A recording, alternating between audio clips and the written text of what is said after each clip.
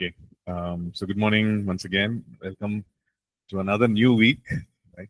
सभी को स्वागत है आज के दिन के लिए सुप्रभात और हम अपने हफ्ते की शुरुआत में हैं 1 month is already gone. Can you believe it? और एक महीना बीत चुका है। क्या आपको विश्वास होता है? Yeah. No, unbelievable, right? Okay. अविश्वसनीय है। So we're starting another new month and another new week. और हम Praise एक नया महीना और नया हफ्ता शुरू कर रहे हैं आज। Okay. So why don't we just pray and commit ourselves to the Lord? क्यों ना हम प्रार्थना करें और परमेश्वर को पुकारें। Let's just ask the Lord to take us into this new week and new month as well. और परमेश्वर से ये मांगे कि वो हमें नए महीने में नए हफ्ते में आगे बढ़ाए, आगे चलाए And let Him have His will in our lives. और उसकी इच्छा हमारे जीवनों में पूरी हो। Let's just open our mouths and just pray and just ask Him. क्यों ना हम अपने मुंह को खोलें और परमेश्वर से मांगे प्रार्थना में। And those of us who can pray in tongues, pray in the Spirit, continue to pray just between you and the Lord. और यदि आप अन्य भाषा में प्रार्थना कर सकते हैं तो आप प्रार्थना कीजिए। आपके और परमेश्वर के बीच में ये बातें हैं। But pray with with a renewed love and fervor for the Lord. और आप जब प्रार्थना करते हैं तो परमेश्वर के एक नए प्रेम से और एक नई इच्छा से प्रार्थना करें। Yeah, just pray with that intensity in your spirit. अपने अंदर एक गहरी इच्छा के साथ प्रार्थना करें। Don't just pray a casual prayer. एक बहुत ही आम तौर पर होने वाली प्रार्थना ना करें। Let's be intentional in our prayer today. आज हम जो प्रार्थना करेंगे तो हम बहुत ही मन लगाकर और अपने आप को उसमें खोकर प्रार्थना करेंगे। Come on, let's just stir ourselves and pray in the Spirit. क्यों ना हम अपने आप को प्रार्थना आत्मा में प्रार्थना करने के लिए शुरू करें।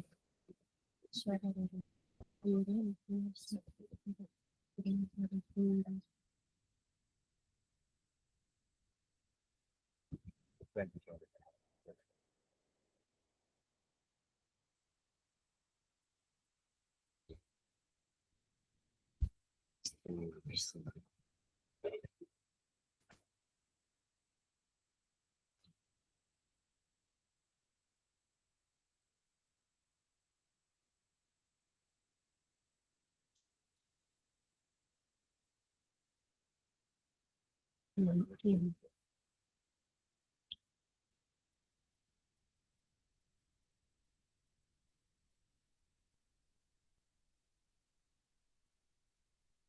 Yes, oh God, today we reach out to you, Lord.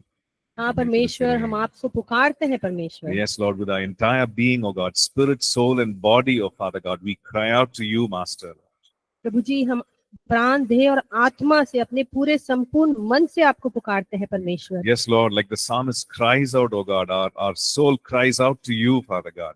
जिस प्रकार से भजनगार आपको पुकारता है परमेश्वर, हम भी अपने पूरे प्राण, देह, आत्मा से आपको पुकारते हैं परमेश्वर। Yes, Lord, as the deer pants for the water brooks, oh God, our soul longs for you, Master.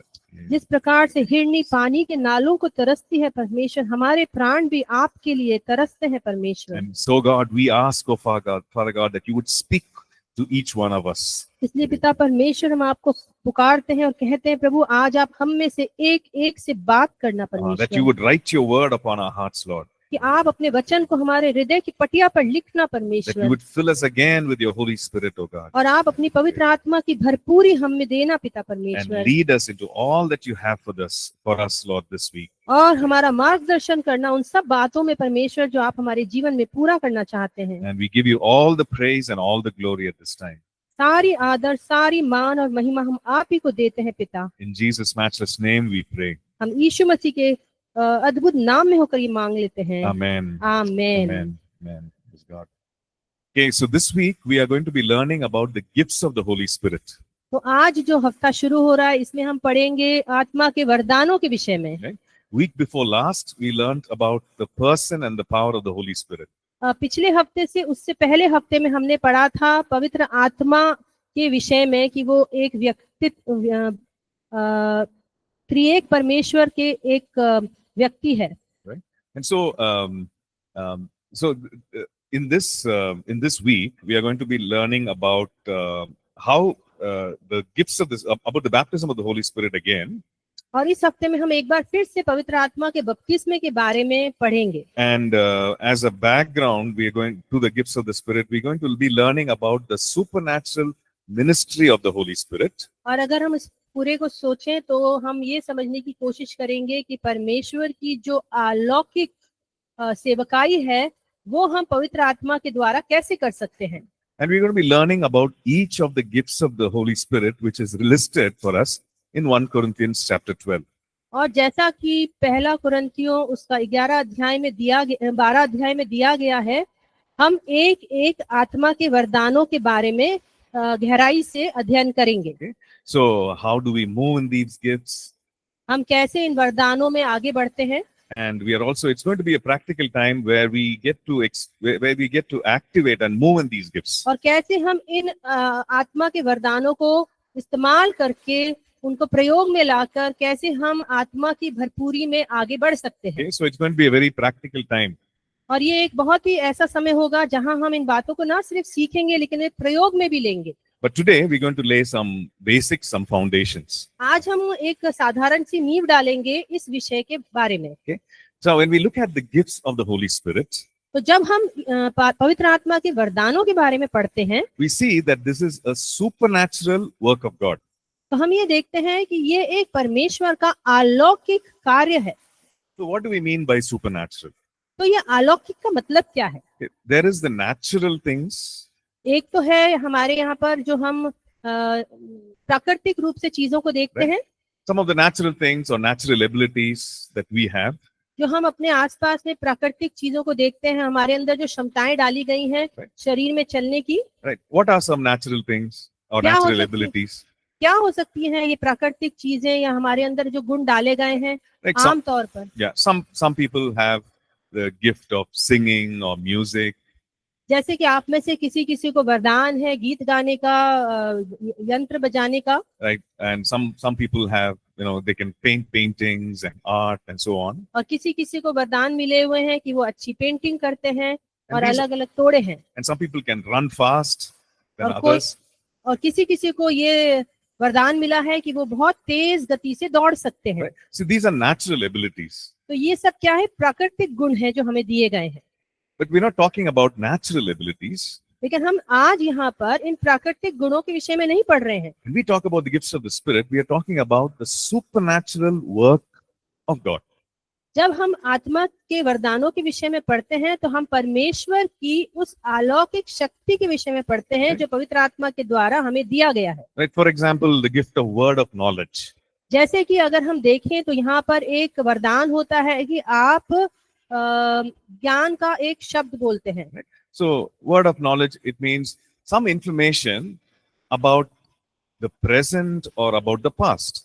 और जैसे कि यहाँ पर हम देखते हैं कि हमें ये वरदान मिला है कि हम पवित्र आत्मा के द्वारा ज्ञान के शब्दों को बोल रहे हैं, तो वो हो सकता है कि हमारी आज की परिस्थिति के विषय में हो या हमारी भूतकाल के विषय में हो। Okay, so it's a word of knowledge that the gift operates, and the Holy Spirit brings that information to a person.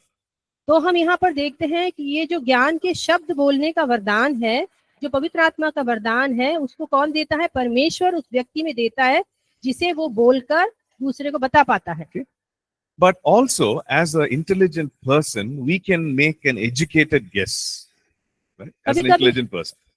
कभी-कभी हम क्योंकि बहुत बुद्धिमानी से चल रहे होते हैं, हमारे पास परमेश्वर ने बुद्धि दी है, तो हम कभी-कभी एक अनुमान लगा के भी बातों को बोल सकते हैं। By looking at the face of the person, we know that the person is maybe sad or upset or angry about something. We know that. हो सकता है कि कभी-कभी हम किसी के चेहरे को देखकर ये अनुमान लगा लेते हैं कि आज ये बहुत उदास है या आज ये बहुत परेशान है, और इस तरह से हमको कभी-कभी ऐसे भी पता चलता है। So sharing of that kind of information is not the supernatural work. तो जब हम उन बातों के विषय में किसी को बोलते हैं तो वो कोई अलौकिक बात नहीं है। We are talking about a supernatural work. हम यहाँ पर अलौकिक बातों के विषय में पढ़ रहे हैं। Where God, the Holy Spirit, brings information or communicates that information about a person. जहाँ पर पवित्र आत्मा प्रभु हमें उस व्यक्ति के विषय में ऐसी जानकारी देते हैं जो हमें पता नहीं होती है, लेकिन पवित्र आत्मा की सामर्थ्य से ही हम उन ज्ञान के शब्दों को बोल पाते हैं। So this is something that we have not learned, we have not, we're not guessing, but it's purely the information that the Holy Spirit brings to us. यहाँ पर हम जो कर रहे हैं वो कोई अनुमान लगा के किसी व्यक्ति के विषय में कोई बात को नहीं बोल रहे हैं, लेकिन ये बिल्कुल संपूर्ण रीति से परमेश्वर पवित्र आत्मा के सामर्थ्य से ही हम बोल पाते हैं। Okay, so that's the first thing we see, that the gifts of the Spirit are a supernatural work of the Holy Spirit. The gifts of the Spirit are a supernatural work of the Holy Spirit. तो जो वरदान है पवित्र आत्मा के, वो परमेश्वर के अलौकिक वरदानों में से एक है। Okay. Now, the second thing that we need to understand is that these gifts of the Spirit are actually manifestations of the Holy Spirit or expressions of the Holy Spirit. हमें ये समझना है कि ये जो अलौकिक कार्य हैं, ये क्या है? ये पवित्र आत्मा का एक अभिव्यक्ति है परमेश्वर की जो अलौकिक बातें हैं उनको बताने के लिए। Right? So these are expressions of the Holy Spirit, meaning the Holy Spirit is communicating something to a human being through these gifts. तो यहाँ पर हम ये देखते हैं कि पवित्र आत्मा की सामर्थ्य से एक व्यक्ति इन वरदानों में आगे बढ़ रहा है, और वो जो कुछ भी वहां पर कर रहा है वो अपनी सामर्थ्य में नहीं कर रहा है, लेकिन पवित्र आत्मा प्रभु की सामर्थ्य और अगुवाई में ही कर रहा है। So the Holy Spirit is communicating or expressing His love for that person. और यहाँ हम देखते हैं कि पवित्र आत्मा जो है वो बातचीत कर रहा है और अपने प्रेम को उस व्यक्ति पर जो सामने है प्रकट करने की कोशिश कर रहा है। The Holy Spirit is saying, okay, I want to change the circumstances of this person. और यहाँ पर पवित्र आत्मा प्रभु क्या कह रहा है कि मैं तुम्हारी परिस्थितियों को बदलना चाहता हूँ। Right? And the Holy Spirit is saying, okay, I want to change the health of this person. Maybe this person is not doing so well, with regard to physical health. I want to change the health of that person. और यहाँ पर हो सकता है कि वो व्यक्ति बीमार है, तो परमेश्वर पवित्र आत्मा प्रभु ये कह रहा है कि मैं तुम्हारी इस बीमारी की परिस्थिति को बदलना चाहता हूँ, और यहाँ पर एक अलौकिक कार्य वो कर रहा है। And God can speak through His word directly. परमेश्वर सीधा सीधा अपने वचन के द्वारा भी बात कर सकते हैं, but He expresses Himself with power through these gifts. लेकिन परमेश्वर ये चुनता है कि वो सामर्थ्य के साथ अपनी उस अभिव्यक्ति को वहां पर प्रकट करे पवित्र आत्मा की सामर्थ्य से। Right. So it's the Holy Spirit actually expressing or talking to us or sharing His heart through these gifts. तो यहाँ हम देखते हैं कि ये पवित्र आत्मा प्रभु है जो अपने वरदानों को, अपनी बातों को क्या कर रहा है, उस व्यक्ति के लिए अभिव्यक्त कर रहा है, ताकि वो जान सके कि पवित्र आत्मा की सामर्थ्य से उसके जीवन में क्या कार्य होने वाला है। So every time we think of the gifts, we need to think of it that way. जब भी हम इन वरदानों के विषय में सोचे तो हमारी विचारधारा ऐसी ही होनी चाहिए। It's not disconnected from the person of the Holy Spirit. हम ये ना देखें कि ये पवित्र आत्मा प्रभु से कुछ अलहदा है, उससे जुड़ा हुआ नहीं है। Yes, it is the power of the Holy Spirit. हाँ, वो पवित्र आत्मा की सामर्थ्य है जो वहाँ काम कर रही है। But we see that it's an expression of the Father's heart or the love that God has for us. तो हम यहाँ पर पवित्र आत्मा का क्या कार्य देखते हैं कि पिता परमेश्वर अपने मन को, अपनी इच्छा को पवित्र आत्मा के द्वारा हम पर प्रकट करना चाहता है। Now, so as believers, we must seek after the presence and the power of God.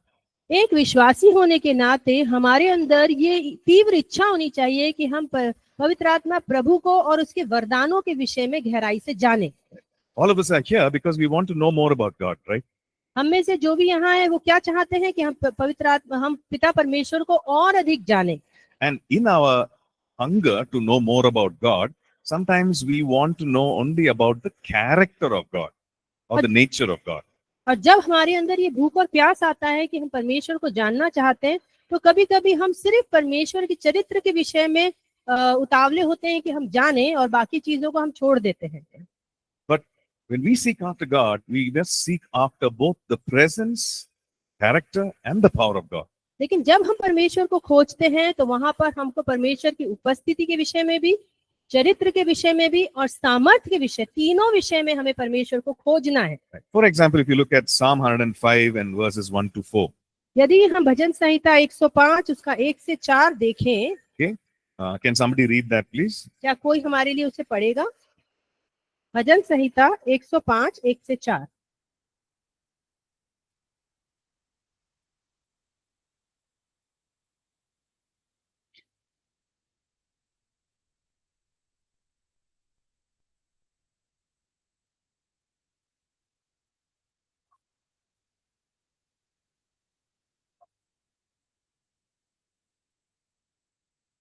Okay. आमीन। So it says in verse 4, seek the Lord and his strength, seek his face forevermore.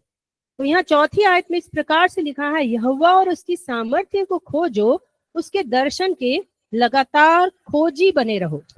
So we are encouraged to seek his face and we are encouraged to seek his strength. तो हमारे अंदर जो परमेश्वर ने ये इच्छा डाली है, तो हमें क्या करना है? परमेश्वर के चेहरे को ही नहीं निहारना है, लेकिन परमेश्वर की सामर्थ को भी मांगना है। If you look at Psalm 111 अगर हम भजन 111 को देखें 1 से 3 and verse 2, it says, the works of the Lord are great, studied by all who have pleasure in them. तो वहां इस प्रकार से लिखा है भजन 111 के 2 में, यहोवा के काम बड़े हैं, जितने उनसे प्रसन्न रहते हैं वे उन पर ध्यान लगाते हैं। So what does it say? It says here the Lord, works of the Lord, which means the power of God, the supernatural works of God, the hand of God, everything is great. तो जब हम यहाँ पर बात कर रहे हैं परमेश्वर के काम के, तो वहां पर हम देखते हैं कि परमेश्वर के सामर्थी हाथ को, उसके सामर्थी कार्यों को, उसकी उपस्थिति को, इन सब बातों को हम देख सकते हैं काम में। So look at the second part of it. और उसके दूसरे भाग में अगर हम It जाएं, says that these works of God, the power of God, is actually studied by all who have pleasure in them. तो यहाँ हम देखते हैं कि उसी आयत के दूसरे भाग में ये लिखा हुआ है कि जितने उससे प्रसन्न रहते हैं वे ही उस पर ध्यान लगाते हैं। Okay?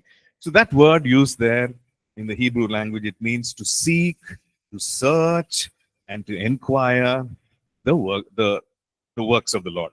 तो यहाँ पर अगर हम उसके मूल में इब्रानी भाषा में देखें, तो हम देखेंगे कि यहाँ पर परमेश्वर के जो खोजी है वो सिर्फ परमेश्वर के स्वभाव को ही नहीं, वो उसके कार्यों को, उसकी ठीक है, Seek and search हाँ, and inquire. तो वहाँ वो उसकी सिर्फ learn. खोज ही नहीं करते हैं, वे उसकी तलाश करते हैं, उसके विषय में पूछताछ करते हैं और वो गहराई से परमेश्वर को जानना चाहते So हैं। which is what we are doing right now, right? वही हम कार्य यहाँ पर आज कर रहे हैं। We are studying about the power of God expressed through the gifts of the Spirit. आज हम जो यहाँ पढ़ रहे हैं वो क्या पढ़ रहे हैं? परमेश्वर की सामर्थ के कार्यों को जो वो पवित्र आत्मा के द्वारा हमारे जीवन में करना चाहता है। So as we seek after God, we must desire more of God and more of His power in our lives. तो जब हम परमेश्वर को खोजते हैं तो हमें क्या करना है? परमेश्वर को और ज्यादा गहराई से जानना है और उसकी सामर्थ को भी मांगना है। So there's nothing wrong in desiring more of His power. तो इसमें कोई बुराई नहीं है कि आप उसकी ज्यादा सामर्थ को परमेश्वर से मांगे। Okay, because maybe some people might be of the opinion that okay, I can talk about His character, I want the love of God, but I don't want to experience the power of God. हो सकता है कुछ मनुष्यों के मन में इस तरह की भावना हो कि हाँ, मुझे परमेश्वर के चरित्र को तो जानना है, उसके स्वभाव को तो जानना है, पर मुझे उसकी सामर्थ नहीं चाहिए। Right. Once I met this person in church, एक बार मैं कलीसिया में गया तो वहाँ एक व्यक्ति से मिला, and he said, I really like the character of God. तो उसने कहा कि हाँ, मुझे परमेश्वर का चरित्र बहुत पसंद है। Right? Like he is pure, he is holy, हाँ, वो शुद्ध है, पवित्र है and he speaks the truth. और वो हमेशा सत्य बोलते हैं। And so I want the character of God in my life. तो मैं सिर्फ परमेश्वर के चरित्र को अपने जीवन में देखना चाहता हूँ, But I don't want to, experience His power or seek after the power of God. तो मैं सिर्फ उसके चरित्र को चाहता हूँ परमेश्वर के, मैं उनकी सामर्थ को और उनके कार्यों में आगे बढ़ना नहीं चाहता हूँ। Maybe he had a bad experience. हो सकता है कि उसके जीवन में कोई बहुत बुरा अनुभव हुआ होगा इस विषय में। Maybe he had a bad experience in the church itself. हो सकता है कि कलीसिया के दौरान, कलीसिया में आने के समय में ही उसका अनुभव बहुत बुरा रहा हो। Maybe people who are moving in the gifts of the Spirit abused that gift. हो सकता है कि जो लोग पवित्र आत्मा की सामर्थ में वहाँ कार्य कर रहे हैं कलीसिया में, उन्होंने उस सामर्थ का गलत इस्तेमाल किया है। Right? When I was a small boy, there used to be some people who used to come and pray at home. जब मैं एक छोटा बच्चा था तब हमारे घर के अंदर कुछ लोग आया करते थे प्रार्थना करने के लिए। And so I got to know that this person, has a prophetic gift. और मुझे ये पता चला कि इस व्यक्ति के अंदर भविष्यवाणी का वरदान है। So I didn't want to be prayed for. तो मुझे ये था कि मैं इनसे प्रार्थना नहीं कराऊंगा। So, instead I was thinking, what if he tells all the faults that I've done, all the sins that I've committed? क्योंकि मेरे मन में ये भय था कि क्या ऐसा हो सकता है कि जब ये प्रार्थना करेंगे तो मेरी सारी कमजोरियों और बुराइयों को प्रार्थना में बोलना शुरू कर देंगे। So I was actually afraid of the prophetic gift operating through that person. और इसीलिए मैं बहुत घबराता था कि वो जो भविष्यवाणी का वरदान लेके अब व्यक्ति आए हैं वो मेरे लिए प्रार्थना करें। What if my family comes to know all the bad things that I've done? क्या होगा अगर मेरे पूरे परिवार को ये पता चल जाएगा कि मैंने क्या क्या बुरे बुरे काम किए हैं। Right? So maybe, in church, somebody abused that power, right? They actually, and they maybe embarrassed others and abuse of the, gifts of the Spirit. तो ये संभव हो सकता है कि किसी ने कलीसिया में प्रार्थना और भविष्यवाणी के वरदान को इस्तेमाल करते हुए उसका गलत इस्तेमाल किया है और किसी व्यक्ति को उनकी वजह से चोट लग गई है। Right? So maybe somebody would have called out in a meeting like this, brother, why don't you stand up? And then said, brother, you're living in sin and therefore, you need to change. हो सकता है कि किसी प्रार्थना सभा में उस व्यक्ति ने जो प्रार्थना कर रहे हैं भविष्यवाणी के वरदान में, उन्होंने उस व्यक्ति को खड़ा करके ये बोल दिया कि सबके बीच में खड़ा करके ये बोल दिया कि आपका जीवन पाप में लिप्त है। See, the thing is, maybe that was true. That person was living in sin. ये हो भी सकता है कि ये बात सत्य हो कि वो व्यक्ति सचमुच में पापी जीवन जी रहा है।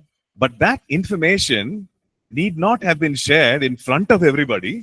तो ये जरूरी नहीं था कि वो जो बात है कि वो पाप में जीवन जी रहा है वो सभी के बीच में उसकी चर्चा की जाए। Right? They could have just called that person privately and said, this is what God spoke to me, and maybe you need to change.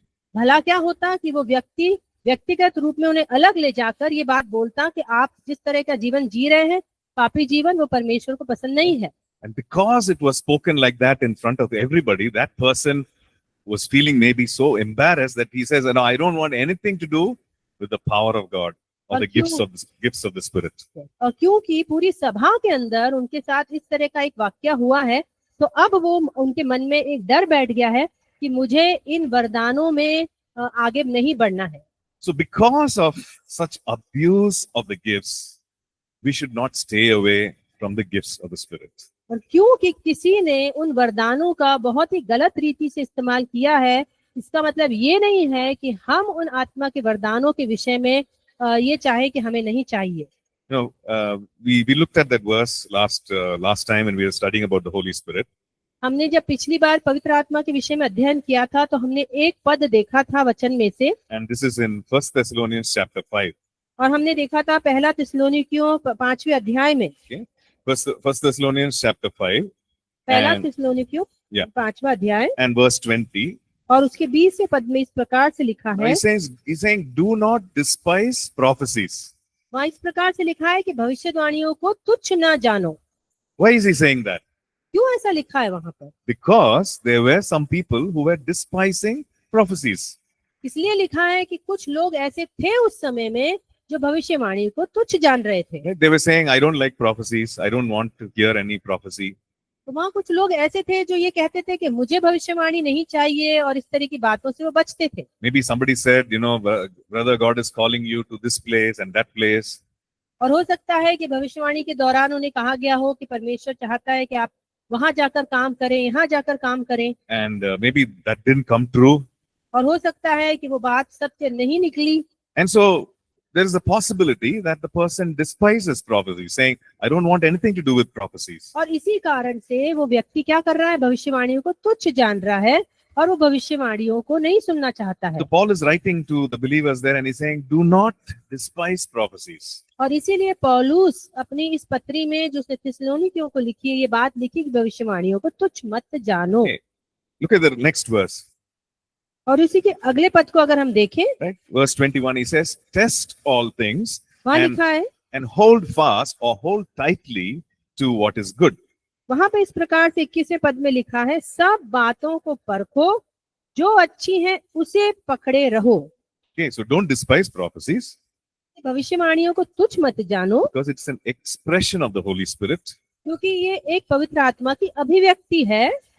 But test all things. लेकिन परखना बहुत जरूरी है। And after testing it, और जब आप परख ले you hold tightly to what is good. तब आप उन्हें जोर से पकड़े रहे, अच्छे से पकड़े रहे। But it also means don't hold tightly to something that is not good. इसका मतलब ये भी नहीं है कि जो भला नहीं है आप उसको भी जोर से पकड़े रहे, Because when you test it, क्योंकि जब आप उन्हें परखेंगे, suppose you want to go buy some mangoes. आपकी इच्छा है कि आप बाहर जाके आम खरीदें, So nobody will say, okay, I'll just close your eyes and say, I'll pick these mangoes. कोई भी वहां जाके ऐसा नहीं करेगा दुकान में, या वो कि आंख बंद करके कहेगा मैं इन आम को चुनता हूँ। Right? You will test it, right? आप अच्छे से उन्हें परख परख के लेंगे। Okay. How will you know a mango is good? आप कैसे जानेंगे कि वो आम अच्छे हैं कि नहीं? How do you know? Huh? आप उन्हें देखेंगे और And then when you see it, आप one छुएंगे। person, yeah. Okay, you tell me. You were saying something, yeah. Yeah, go ahead. No, this behind. Priyanka, Priyanka. that आप जब छूते, when you touch it, Okay, when you touch it, you get to should know. it be very soft and soggy? Yeah, how will you get to know? Has to be, Suppose some 10 mangoes are there in front of you. You're going and checking. How will you get to know? Okay, this आपके mango is pass good, this mango यहाँ is not पर good. 10 आम रखे हुए हैं, तो आप उनमें से सबसे अच्छे आम कैसे चुनेंगे? आप क्या करेंगे उन अच्छे आमों को पहचानने के लिए? Huh? By eating, of course, but you have to pay for it, right? आप अगर वो देख रहे हैं कि वो आम बहुत ही पिलपिले हैं और बहुत ही चिपचिपे हैं, तो क्या आप ऐसे आम खरीदेंगे? Right. You will take it, you will smell it, right? आप उसको सूंघ के भी देख सकते हैं, It have a nice smell, aroma. अच्छी सी खुशबू आ रही है कि नहीं उसमें। And you will check if there is any holes in it, आप देखेंगे उसमें कोई छेद तो नहीं है, right? If it has fallen down and some dark spots are there, हो सकता है वो नीचे गिरने की वजह से उन पे काले काले धब्बे आ गए हैं। Right. you will hold the mango and you will see if it is soggy or if it is firm. आप अपने हाथ में लेकर उस आम को परखेंगे कि वो पिलपिला तो नहीं है, वो टाइट है कि नहीं। And after checking, you will pick the good ones. और जब आप उन्हें परखेंगे तब आप उनमें से जो सबसे अच्छे हैं वो क्या करेंगे? उठा लेंगे। But you leave out the ones that are not good. और जो अच्छे नहीं हैं आप क्या करेंगे? उन्हें छोड़ देंगे। So that's the same thing which Paul is writing. और यहाँ पर पौलुस वही बात लिख रहा है Hey, you test all things. कि आप सब बातों को परखें। Okay. There are certain things that the person may have spoken हो out सकता of है their own flesh, हो सकता है कि एक व्यक्ति ने भविष्यवाणी अपने शारीरिक बुद्धि लगाकर ही की हो, but after testing it, लेकिन जब आपने उसे परखा when you know that it's not of God, और आपने समझ लिया कि वो परमेश्वर की ओर से नहीं है, don't hold it. तो आप उसे पकड़े मत, Don't take it. आप उसे ग्रहण ना करें, Don't hold it tightly. आप उसको जोर से पकड़े ना रहें, You discard it. आप उसे हटा दें, That's what he's saying. छोड़ दें। Right. यही वही कह रहा है यहाँ पे Yeah. पौलुस। So he's saying don't despise the prophecies because some things are spoken which were not prophetic. तो आप इसीलिए भविष्यवाणी को तुच्छ मत जानिए, क्योंकि कुछ चीजें जो बोली गई थी हो सकता है कि वो पवित्र आत्मा की सामर्थ्य में ना बोली गई हो। So I don't know, like who has had a bad experience with with the gifts of the Spirit in this gathering. आप लोगों में से हो सकता है कि किसी ने पवित्र आत्मा के वरदानों को अपने जीवन में भली रीति से आते हुए नहीं देखा है और आपने एक अच्छा अनुभव नहीं लिया होगा उसका। But the word of God is encouraging us today. लेकिन परमेश्वर का वचन आज हमें उत्साहित करता है Right? That we need to study the power of God. कि हमें परमेश्वर की सामर्थ्य के विषय में क्या करना है? गहरा अध्ययन करना है। And we need to seek after the power of God as well. और हमें क्या करना है? परमेश्वर की सामर्थ्य को बहुत गहराई से खोजना है। Right? That's why Paul writes in 1 Corinthians 14. इसीलिए पौलुस जो है पहला कुरिन्थियों उसके 14 अध्याय में लिखता है, Right? He says, pursue love and desire spiritual gifts. इसकी पहले वचन में कहता है प्रेम का अनुकरण करो और आत्मिक वरदानों की भी धुन में रहो। Okay? This is for all believers. ये सभी विश्वासियों के लिए यहाँ पर लिखा गया है। Okay. When we look at the ministry of the Lord Jesus, अगर हम प्रभु यीशु मसीह की सेवकाई के ऊपर ध्यान दें, he taught people, तो वहां पर हम देखते हैं कि उसने लोगों को कुछ सिखाया, but he also demonstrated the power of God through his ministry. ना सिर्फ उन्होंने अपने चेलों को सिखाया, लेकिन उन्होंने परमेश्वर की सामर्थ को भी वहां पर अभिव्यक्त किया। Because after being in the wilderness and after being tempted after 40 days, the Bible says he returned in the power of the Spirit. और जब 40 दिन तक उनकी जंगल में परीक्षा हुई, तो जब वो लौटे तो वो पवित्र आत्मा की सामर्थ्य से परिपूर्ण होकर लौटे। Right? So when he went and ministered, he ministered in the power of the Holy Spirit. और जब उन्होंने वहां से सेवा शुरू करी, तो उन्होंने वो सेवा किसकी सामर्थ्य में करी? पवित्र आत्मा की सामर्थ्य में। Right? And we also read in the book of Acts, chapter 10, और अगर हम प्रेरितों की काम 10वें अध्याय को भी देखें, तो वहां भी लिखा है, when Peter was in the house of Cornelius, जब पतरस कुरनेलियुस के घर में था and he's teaching them, और वो वहां पर सिखा रहा था वचन and को, he said, how the Father anointed Jesus with the power of the Holy Spirit. और जब वो सिखा रहा था, तो वो एक बात बोलता है कि कैसे पिता परमेश्वर ने यीशु मसीह को एक अभिषेक दिया। So the ministry of the Lord Jesus was not without power, but it was completely with power. तो हम ये देखते हैं कि यीशु मसीह की जो सेवकाई थी, वो पवित्र आत्मा की सामर्थ के बिना नहीं थी, वो सामर्थ से भरी हुई थी। Jesus ministered in supernatural power. और यीशु मसीह जो था, वो अलौकिक सामर्थ में चलता था। And the Lord Jesus promised his disciples that we will also receive power. और तब यीशु मसीह ने अपने चेलों को ये वायदा दिया कि तुम भी वही सामर्थ को एक दिन प्राप्त करोगे। Right? And what kind of power was he talking about? तो वो किस सामर्थ के विषय में बात कर रहे He थे? was talking about the power of the Holy Spirit. क्या वो बात कर रहे थे पवित्र आत्मा की सामर्थ के विषय में। Like he used words like this. He said, rivers of water, life-giving water will flow out of those who believe. जब वो ये बोल रहे थे, तो उन्होंने एक बात बोली कि जो कोई विश्वास करेगा, उसके अंदर से जीवन जल की नदियां बह निकलेंगी। And the gospel writer, John, he says, this he was talking about the work of the Holy Spirit. और यूहन्ना लिखने वाला, यूहन्ना ये लिखता है कि जब यीशु मसीह ये बात कर रहा था, तो वो पवित्र आत्मा के कार्यों के विषय में बात कर रहा Right. था। He said, it will be like a mighty river flowing. उन्होंने ये कहा कि आपके अंदर से जीवन जल की नदियां बह निकलेंगी। And then the Lord Jesus also told his disciples that those who believe in him will do the works that he was doing. और वहां पर हम देखते हैं कि यीशु मसीह अपने लोगों को ये भी कहता है कि जब वो पवित्र आत्मा पाएंगे, तो वो भी वही कार्य करेंगे जो काम यीशु मसीह ने किए। And he also said, the greater works than that they will do. और ना सिर्फ वही काम, लेकिन उनसे बढ़कर कार्य करेंगे।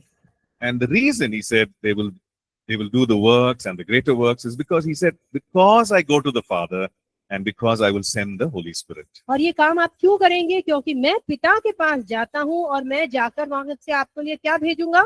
पवित्र आत्मा को आपके लिए भेजूंगा। So it's not just for those disciples, but for every disciple of the Lord Jesus, even for us. तो जब यीशु मसीह ये बात कह रहे थे, तो वहां पर उनके साथ जो चेले थे, केवल उन्हीं के विषय में नहीं कह रहे थे, लेकिन हम भी यीशु मसीह के चेले हैं, इसलिए ये बात हमारे ऊपर भी लागू होती है। Because we see that in the Great Commission. क्योंकि हम देखते हैं कि जब यीशु मसीह ने वहां पर अपने चेलों को नियुक्त किया, Okay, he says in Matthew chapter 28, मत्ती के 28वें अध्याय में जब उन्होंने चेलों को नियुक्त करके भेजा, he says in Matthew 28 verse 20, teaching them to observe all things that I have commanded you. और हम देखते हैं कि मत्ती 28 के 20 में यीशु मसीह कहता है, और उन्हें सब बातें जो मैंने तुम्हें आज्ञा दी है मानना सिखाओ। And he says, I am with you till the end of the age. और मैं तुम्हारे साथ जगत के अंत तक हूँ। Everything that he has commanded, he wants us to teach others. और जो जितनी आज्ञाएं उन्होंने दी हैं, वो चाहते हैं कि वो सब कुछ हम औरों को भी सिखाएं। Which includes the baptism of the Holy Spirit. और इसका मतलब उसके अंदर पवित्र आत्मा का बपतिस्मा भी शामिल है। Which includes us witnessing to others by the power of the Holy Spirit. और ये एक और चीज शामिल है इसमें कि हम पवित्र आत्मा की सामर्थ से दूसरों के सामने यीशु मसीह के गवाह बनकर खड़े हैं। Okay, so we see over and over and over again in the Bible that the person and the power of the Holy Spirit goes together. तो जब जब हम वचन पढ़ते हैं, तो बार बार वहां पर हम यही बात को समझते हैं कि जो यीशु मसीह थे, वो और पवित्र आत्मा की सामर्थ साथ साथ काम करते थे। Okay. In the early church also it was like that. और जो प्रथम कलीसिया थी वहां पर भी इसी प्रकार का हम एक कार्य देखते हैं। The Bible says that with great power the apostles gave witness about the resurrection of the Lord. और वहां पे इस प्रकार से लिखा है कि बहुत अधिक सामर्थ के साथ वहां पर चेलों ने अपनी गवाही दी।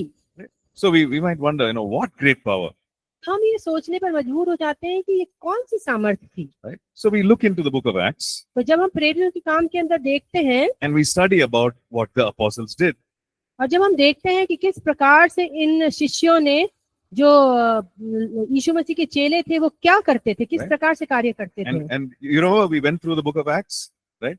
और हमने अभी प्रेरितों के काम की पुस्तक को पढ़ा था। We read about the work of the Holy Spirit वहां पर हमने पवित्र आत्मा के कार्यों के विषय में भी पढ़ा था। and we saw that they shared the gospel, which was accompanied with signs, wonders and miracles. वहां पर वो लोगों के साथ ना सिर्फ सुसमाचार बांटते थे, लेकिन सुसमाचार बांटने के समय में वो परमेश्वर की सामर्थ का भी प्रदर्शन करते थे। And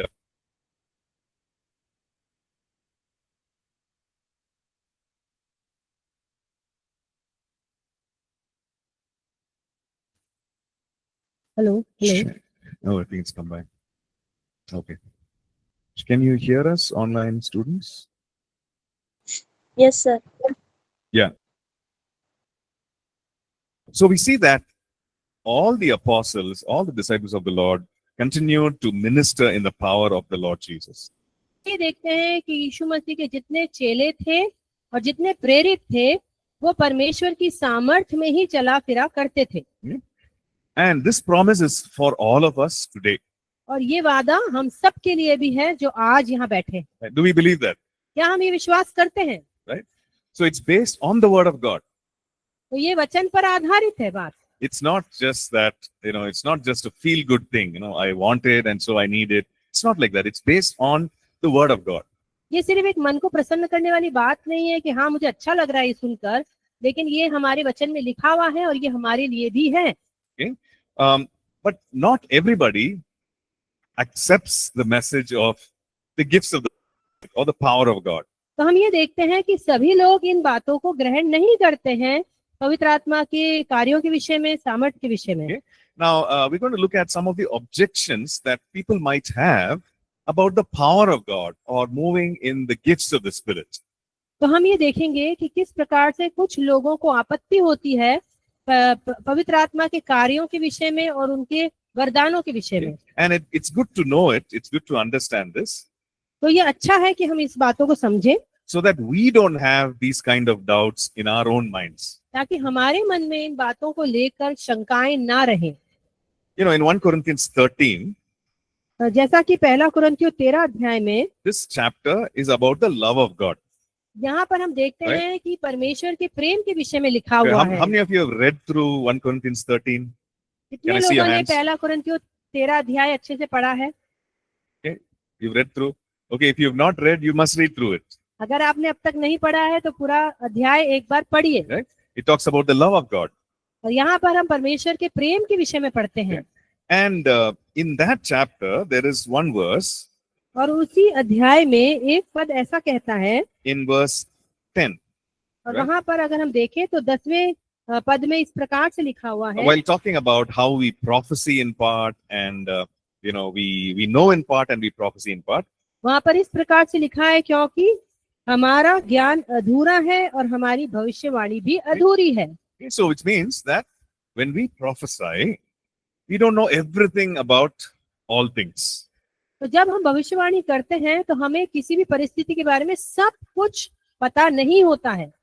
For example, let's say the Holy Spirit is giving some information to share about another person.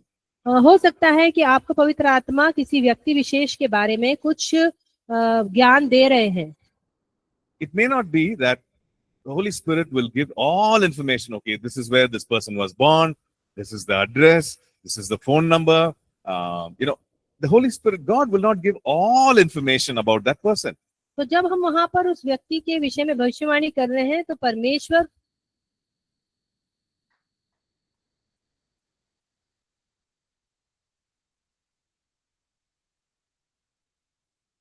हमें दे भी दे उसके विषय में सारा ज्ञान, पर ऐसा आवश्यक नहीं है। And that is why the Bible says we know in part and we prophesy in part. A Yes. part of that in कि वचन में लिखा है कि हम क्या है, हमारा ज्ञान भी अधूरा है और हमारी it's just a small part of it. वो सिर्फ उसका एक भाग है, एक छोटा सा अंश है जो हम बोल पाते हैं। But if you look at verse 10, लेकिन आप इसी के 10वें पद को देखें, verse 10 says, when that which is perfect has come, वहां लिखा है परंतु जब सर्व सिद्ध आएगा then what is in part is done away with. तो तब अधूरा मिट जाएगा। Which means, the Bible is saying, when that which is perfect has come, there is no need for prophecy. तो जब सर्व सिद्ध आएगा तो भविष्यवाणी की आवश्यकता ही नहीं पड़ेगी। Right? There is no need for the prophetic gift. वहां पर हमें भविष्यवाणी के वरदान की भी आवश्यकता नहीं पड़ेगी। When is there no need for the prophetic gift? कब ऐसा समय आएगा जब हमें भविष्यवाणी के वरदान की आवश्यकता बिल्कुल नहीं पड़ेगी? Right? It says there that when that which is perfect has come. कब होगा ये? जब सर्व सिद्ध आएगा। Okay? So some people interpret that as the word of God being perfect. It is the Bible. It's talking about the Bible. Some people look at it that way. कुछ लोग जब इस वचन को पढ़ते हैं तो वो पूरे जो हमारे पास पवित्र शास्त्र है उसको इस दृष्टि से देखने लग जाते Okay, हैं। so what they say is, hey, we have the Holy Bible. और वो ये कहते हैं हाँ हमारे पास पवित्र शास्त्र है This is what is perfect, और ये कैसा है, सिद्ध है and this we have received now. और ये हमें मिला है। Therefore, there is no need for prophecy or any of the other gifts. और क्योंकि हमारे पास पवित्र शास्त्र है तो अब हमें कोई वरदानों की यानी भविष्यवाणी के वरदान की और इन बातों की आवश्यकता ही नहीं है। But when you read through that chapter, लेकिन अगर आप उस पूरे अध्याय को पढ़ेंगे, verse 12 explains what is perfect. तो 12वां अध्याय ये बताता है कि यहाँ पर सिद्ध किसको कहा गया है। Verse 12 talks about, I know in part, I see in part. वहां पे इस प्रकार लिखा है कि अभी हमें दर्पण में धुंधला सा दिखाई देता है, But then I will see face to face. परंतु उस समय आमने सामने देखेंगे। I will see face to face. तब हम क्या करेंगे? आमने सामने देखेंगे। What is this face to face? ये आमने सामने देखने का मतलब क्या है? He's talking about the Lord Jesus. ये यीशु मसीह के बारे में बात हो रही है। He's talking about having a face to face encounter with the Lord Jesus. और यहाँ पे बात हो रही है कि जब हम यीशु मसीह को आमने सामने देखेंगे और मिलेंगे। So once we are face to face with the Lord, जब हम यीशु मसीह के साथ आमने सामने जब आ जाएंगे, then there is no need for prophecy. तब हमें क्या होगा? भविष्यवाणी की कोई आवश्यकता नहीं होगी। And that's why the Bible says, if there are tongues, it will cease.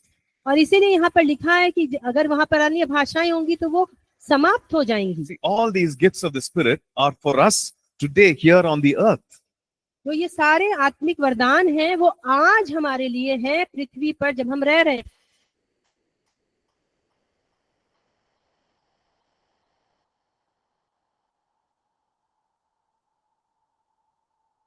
Now, if we go to be with Him, or if He comes and if He takes us, और जब हम वो आएंगे और हमें अपने साथ लेकर जाएंगे और हम उनके साथ चले जाएंगे, then there is no need for gifts. तब हमें इन वरदानों की कोई आवश्यकता नहीं पड़ेगी। And that is what the Bible is saying. और यही वचन हमें बता, It's talking about the love of God. और ये क्या बता रहा है? परमेश्वर के सिद्ध प्रेम के बारे में। Now, all these gifts of the Holy Spirit will stop. और ये सारे जो आत्मिक वरदान है तब समाप्त हो जाएंगे, But the love of God will continue on. और तब परमेश्वर का जो प्रेम है वो हमारे साथ चलता रहेगा, चलता रहेगा। Right? And that is what it says in this chapter. और वही पहला कुरिन्थियों 13 अध्याय में लिखा हुआ है। If you look at the last verse of that chapter, और अगर आप उसके अंतिम पद में जाएंगे, it talks about faith, hope, and love. वहाँ पर लिखा हुआ है 3 विषयों के बारे में, विश्वास, आशा और प्रेम के विषय में। And it says that the greatest of these is love. क्या है? सबसे बड़ा प्रेम है। Okay. So sometimes what people say, the greatest thing is love of God. और कभी कभी लोग ऐसा कहते हैं कि सबसे बड़ा क्या है? परमेश्वर का प्रेम है। And therefore, don't worry about these gifts. तो इसीलिए हमें और अन्य वरदानों के विषय में क्या करनी है, चिंता नहीं करनी है। Right? In fact, you should discard these gifts और इसीलिए हमें क्या करना है, इन वरदानों के विषय में चिंता नहीं करनी है और इन्हें छोड़ देना है। because that which is perfect has come, which is the Bible. और इसीलिए वो ये कहते हैं कि क्योंकि पवित्र शास्त्र जो हमारे हाथ में है वो सिद्ध है, Right. तो अब हमें किसी वरदानों में आगे बढ़ने की जरूरत नहीं है। But we forget that after chapter 13, there is chapter 14. और हम भूल जाते हैं कि 13वें अध्याय के बाद अगला अध्याय 14वां अध्याय है। How does chapter 14 start? और 14वां अध्याय कैसे शुरू होता है? It says, pursue love and desire spiritual gifts. वहाँ लिखा है प्रेम का अनुकरण करो और आत्मिक वरदानों की धुन में रहो। And so, how does chapter 14 end? और ये 14 अध्याय खत्म कैसे होता है? He says, therefore, brethren, earnestly desire to prophesy and do not forbid to speak with tongues. और वहाँ लिखा है अतः भाइयों भविष्यवाणी करने की धुन में रहो और अन्य भाषा बोलने से मना न करो। So Paul is not saying that he's not disqualifying any of the gifts, but he's saying that there will come a time when love will remain, but these gifts will not be there. पौलुस ये बताने की कोशिश कर रहा है कि जब अंत का समय आएगा तब वहाँ प्रेम होगा, लेकिन भविष्यवाणियां हैं जो समाप्त हो जाएंगी, ये सब बातें खत्म हो जाएंगी, लेकिन वो प्रेम जो है वो बना रहेगा। So we need to understand, yes, Paul is actually encouraging us, encouraging the church to rightly seek after God, His love and His power. तो हम यहाँ देखते हैं कि जो पौलुस प्रेरित है वो क्या कर रहा है, कलीसिया को उत्साहित कर रहा है कि हम किसे खोजें, परमेश्वर के वरदानों को भी खोजें और उसकी सामर्थ्य को भी खोजें। Do we understand that? क्या आपको ये बात समझ आ रही है? Okay. Okay. Now let's look at another objection that people might have. अब हम एक और ऐसी बात को देखते हैं जिसको लेकर लोग इन बातों के विषय में अनभिज्ञ हैं। So what is that? What is that objection that people have? People are saying that, okay, the Bible says that Satan comes with signs and wonders. तो कुछ और आपत्तियां हैं जो लोग करते हैं, और उनमें से एक आपत्ति वो ये बोलते हैं कि जो शैतान है वो क्या करता है, नकल करके इन वरदानों को नकल करने की कोशिश करता है। Satan also does all these signs wonders. और शैतान भी इन चिन्हों चमत्कारों को दिखाता है। Because Satan also does signs and wonders. क्योंकि शैतान इन चिन्ह चमत्कारों को दिखा रहा है। And sometimes it's difficult to know which is real and which is not real. और कभी कभी ये बहुत मुश्किल हो जाता है इस बात को भांपना कि इसमें से सत्य कौन सा है और नकली कौन सा है। So I will stay away from the gifts. तो अच्छा है कि मैं तो इन वरदानों से दूर ही रहूं। Some people have that kind of an argument. तो कभी कभी लोगों के अंदर इस तरह का एक वाद विवाद होता है। The Bible also talks about, the lawless one is coming with lying signs and wonders. है कि वो एक जो आने वाला है वो कैसा होगा, वो भी चमत्कारों के साथ आएगा, Right. मसीह विरोधी। And the Bible also says Satan tries to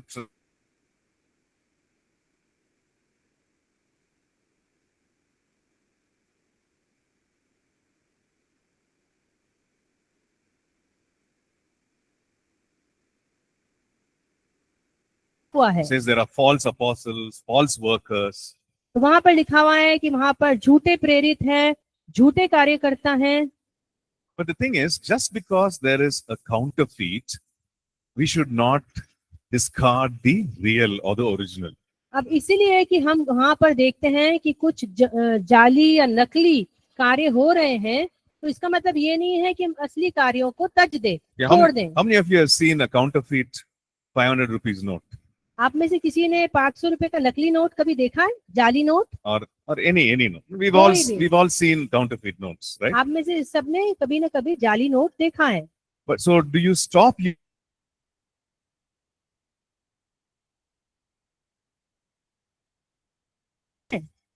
No, just because there is counterfeit, that doesn't mean that you stop using the real, right? इसका मतलब ये नहीं है कि क्योंकि आपने जाली देख लिया तो अब आप कहेंगे कि अब मैं असली को इस्तेमाल नहीं करूंगा।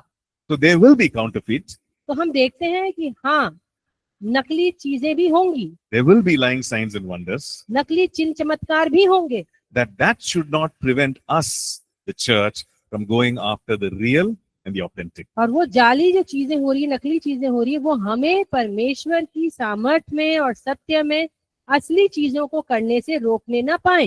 Okay, so we'll stop here, take a break, and then come back. आज हम अभी यहाँ रुकेंगे, एक छोटा सा ब्रेक लेंगे और उसके बाद फिर से मिलेंगे.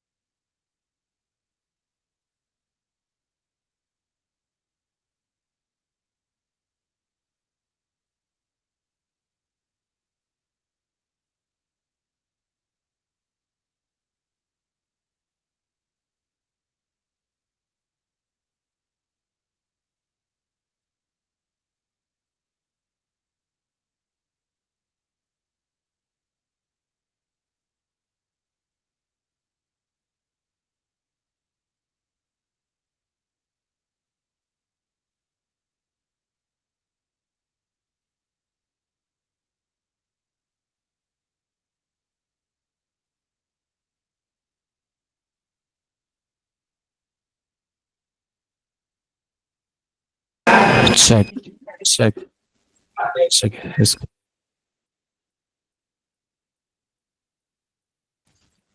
Check, check, check, check, check, check, check.